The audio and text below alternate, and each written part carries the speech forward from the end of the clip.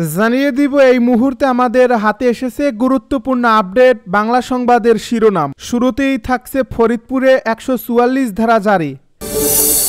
এবারে জানিয়ে দিব ডিসেম্বরের দ্বিতীয় সপ্তাহে তফসিল জানালো সিএসি। আরও জানাবো হাসিনার ফাঁসি দেখা পর্যন্ত আল্লাহ যেন বেগম খালেদা জিয়াকে বাঁচিয়ে রাখেন বলছে হাসনাত আব্দুল্লাহ। এদিকে নামাজরত অবস্থায় বিএনপির নেতাকর্মীদের উপর হামলা, গ্রেপ্তার ২। সব শেষে জানিয়ে দিব বেগম খালেদা জিয়া কেমন আছেন, সর্বশেষ তথ্য জানালেন আসিফ নজরুল।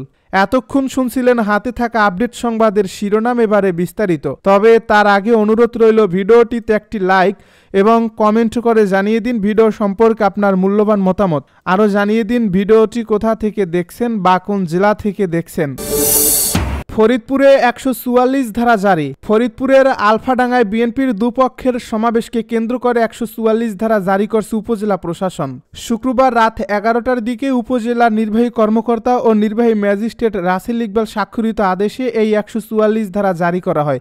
বিষয়টি নিশ্চিত করে উপজেলা নির্বাহী কর্মকর্তা ও নির্বাহী ম্যাজিস্ট্রেট রাসেল ইকবাল জানান, জারিকৃত পত্র অনুযায়ী আইনশৃঙ্খলা রক্ষার্থে ও জনসাধারণের জানমালের নিরাপত্তায় প্রশাসন থেকে সব রকম ব্যবস্থা নেওয়া হয়েছে। বিএনপির দলীয় সূত্রে জানা গেছে, আলফাডাঙ্গা উপজেলা ও পৌর বিএনপি শনিবার পৌর সদরের আসাদুজ্জামান বালিকা উচ্চ বিদ্যালয় সমাবেশের আয়োজন করে। সমাবেশে প্রধান অতিথি হিসাবে উপস্থিত থাকার কথা রয়েছে কেন্দ্রীয় কৃষক দলের সহ সভাপতি ও ফরিদপুর ১ আসনের সাবেক সংসদ সদস্য খন্দকার নাসিরুল ইসলামের।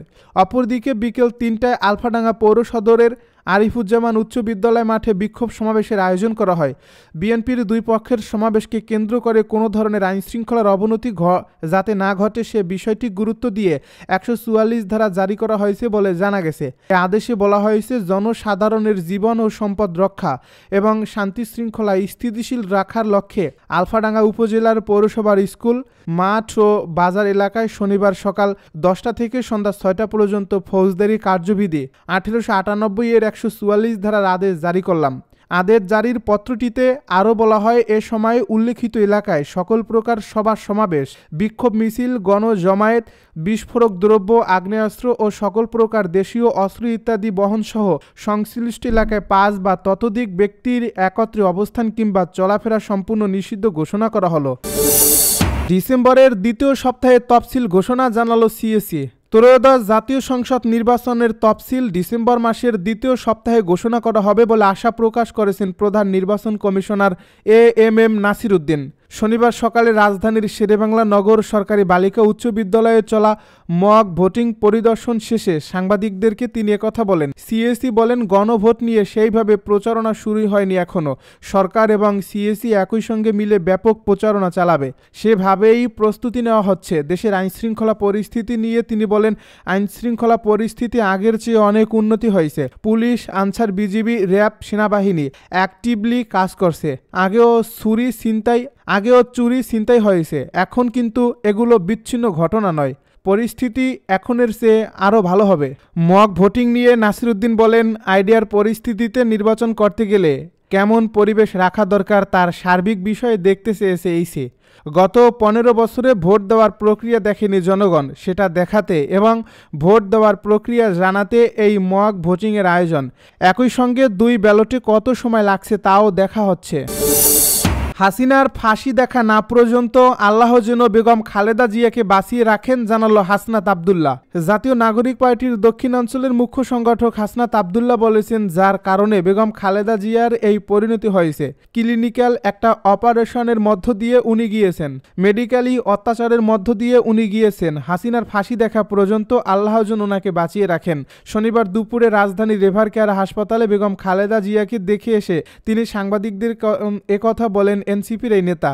হাসনাত আব্দুল্লাহ বলেন, সবাই দোয়া করবেন ওনার জন্য, আল্লাহ যেন ওনাকে দ্রুত সুস্থ করে দেন। আমাদের গণতান্ত্রিক উত্তরণের পথে ওনাদের যে লড়াই, এই লড়াইয়ের যে গণতান্ত্রিক উত্তরণের দিকে যাচ্ছে সেটি যেন উনি দেখে যেতে পারেন। তিনি বলেন, উনাকে জেলের মধ্যে সঠিকভাবে চিকিৎসা নিতে দেওয়া হয়নি। আমরা আজকে শুনেছি যদি কোনো ডাক্তার চিকিৎসা করাতে আসতেন তখন ওই ডাক্তারকে হয়রানি করানো হতো, বিভিন্ন ডাক্তারকে ভয় ভীতি দেখানো হতো উনাকে যারা চিকিৎসা করতে আসতো। এভাবে ক্রমশ আমাদের বেগম খালেদা জিয়ার স্বাস্থ্যের অবনতি হয়েছে। হাসনাত আবদুল্লাহ আরও বলেন, আমরা আল্লাহর কাছে দোয়া করি, দেশবাসী আজকে ওনার জন্য দোয়া করছেন। বাংলাদেশের প্রত্যেকটা প্রান্তে প্রত্যেকটা দলের মানুষ, মতের মানুষ, ফ্যাসিবাদ বিরোধী রাজনৈতিক দলের মানুষ, পৃথিবীর সবাই ওনার জন্য দোয়া করছেন উনি যেন দ্রুত সুস্থ হয়ে ওঠেন, ফ্যাসিস্ট খুনি হাসিনার ফাঁসি যেন তিনি দেখে যেতে পারেন। নামাজরত অবস্থায় বিএনপি নেতাকর্মীদের উপর হামলা, গ্রেপ্তার 2। মুন্সিগঞ্জের শ্রীনগর উপজেলার দেওলভোগ দয়হাটা এলাকায় বায়তুল আমান জামে মসজিদে নামাজরত অবস্থায় বিএনপি নেতাকর্মীদের উপর হামলার ঘটনা ঘটছে। এ ঘটনায় শ্রীনগর থানায় মামলা হয়েছে এবং 2 জনকে গ্রেপ্তার করছে পুলিশ। শুক্রবার সন্ধ্যা 6টার দিকে এ ঘটনা ঘটে। এ সময় মসজিদের ভেতর নামাজ আদায় করছিলেন বিএনপির স্বেচ্ছাসেবক বিষয়ক সম্পাদক মীর শরাফত আলী সপু। পুলিশ ও স্থানীয়রা জানান, শুক্রবার স্থানীয় একটি জানাজায় অংশ নিতে কেন্দ্রীয় বিএনপির স্বেচ্ছাসেবক বিষয়ক সম্পাদক মীর শরাফত আলী সপু দয়হাটা এলাকায় আসেন। তিনি মসজিদে নামাজরত থাকা অবস্থায় একদল লোক হামলা চালায়। এই হামলায় শরাফত আলী সপুর 8 জন কর্মী সমর্থক আহত হন। গুরুতর আহতদের মধ্যে রয়েছেন আব্দুর রহিম, আক্তার হোসেন ও মমিনুল ইসলাম ফাহিম। আহতদের স্থানীয় স্বাস্থ্য কমপ্লেক্সে পাঠানো হয়েছে। মীর শরাফত আলী সপু ঘটনা পরবর্তী সময়ে স্থানীয় সাংবাদিকদেরকে বলেন, মুসলমান হিসেবে কি জানাজা নামাজও পড়তে পারবো না? সন্ত্রাসীরা আজ যা করছে ফ্যাসিবাদী শেখ হাসিনার লোকজনও তা করেনি।